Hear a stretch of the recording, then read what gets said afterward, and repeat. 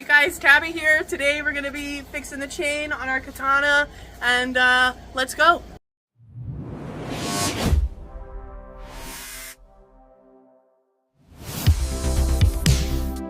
Alright, first we're going to start putting in the cotter pins in the proper positioning. Here's our chain. We were just calling around hoping we could find a master link because I believe we used this master link from this chain on the Ninja. But we did just find one. Christian had one in the back of his car. So let's get started.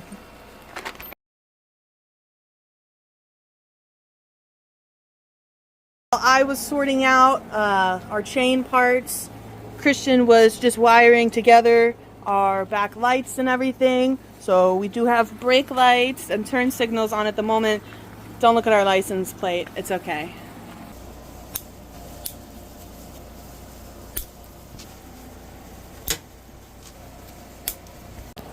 Alright, right now we're going to be looking for the master link here. Just going to keep spinning around. It is right here. So this is what we're looking for. Don't mind my big ass gloves. My fingers aren't that pointy. There we go. That's our master link. Alright, so here's how we're going to pop off this master link here.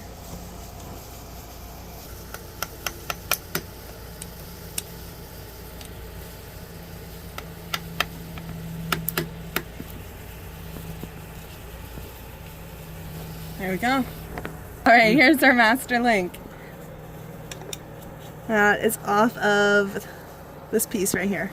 See how we got a lot of play now. So we can go ahead, we can pull this off. We're just going to set these two little guys on the ground. Alright, before we take out the chain, we do have to loosen this bolt right here.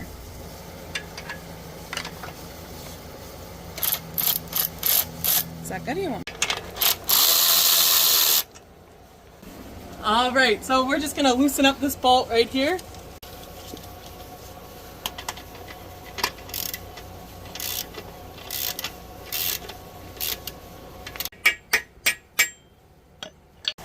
Alright, so we are going to remove this pin here.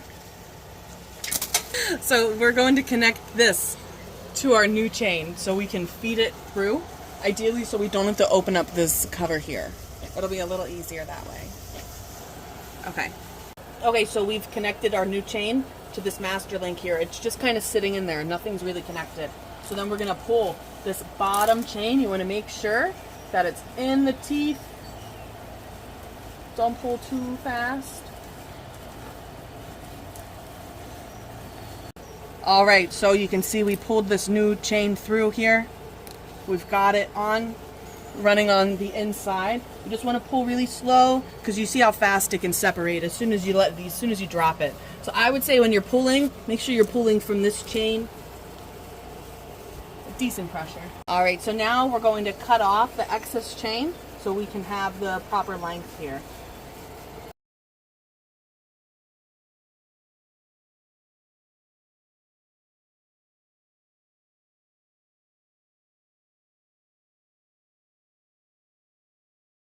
Alright, so after we started to feed the chain on, we did measure it here. So we did cut off a few links just using a Dremel here and then a grinder. So we're going to come around to the chain side. Alright, so here is our master link that we fed onto our new chain. So what you're going to have to do is you're going to have to really compress this here so you can slide this clip over. I mean, it did take a few tries, so I mean, what you want to do is we used some needle nose pliers and we squeezed it here, and then we were able to lightly bang this in. But you really want to make sure that that clip is on all the way here, that there's no gap in between.